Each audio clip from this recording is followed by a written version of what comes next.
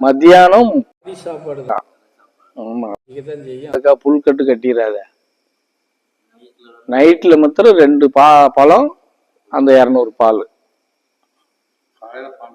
பால் மட்டும்தான். சரியா? அது ஒண்ணு.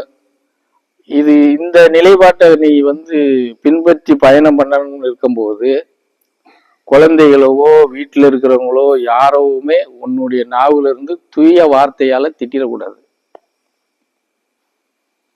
எவ்வளவு கோபம் வந்தாலும் சரி, ஒரு டம்ளர் தண்ணி எடுத்து குடிச்சிட்டு போயிடணுமே தவிர, யாரும் சல்லு புல்லுன்னு அந்த இது வந்துடவே கூடாது.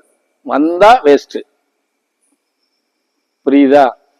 இது இன்னொரு வகையில சொல்ல போனா, நிதானத்தை எப்படி கொண்டு வர்றது அப்படிங்கிற ஒரு விஷயமும் இதுல அடங்கியிருக்கு.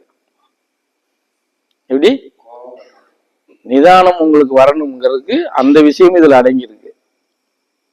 கொஞ்சம் கஷ்டம்தான். இதெல்லாம் ஒன்றும் நிமிந்தாப்புல எல்லாம் போயிடவும் முடியாது.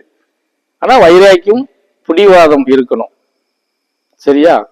இந்த 41 நாளை நீ கரெக்டா எடுத்து பயணம் பண்ணிட்டேன்னு வச்சுக்கேன், எல்லாருக்கும் நீ ஒரு எப்படி சொல்றது, முன்மாதிரின்னு வச்சுக்கோ. இப்ப இருக்கிற பக்தர்ல நீ முன்மாதிரி ஆயிடுவ. ஏன்னா இதை எடுத்துட்டீங்கன்னா அடுத்தது ஈஸியா எடுத்துட்டு போயிடலாம். புரிஞ்சதுங்களா? ஆமா, அதுக்கு தகுந்த மாதிரி உனக்கு வயசு கம்மி. இப்ப அது இதே விஷயத்த தென்னப்பால் எடுக்க சொன்னா எடுக்க முடியாது.